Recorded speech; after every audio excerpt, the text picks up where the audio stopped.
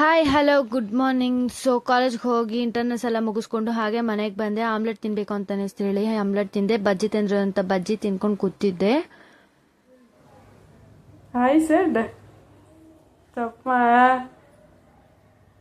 ಮಾ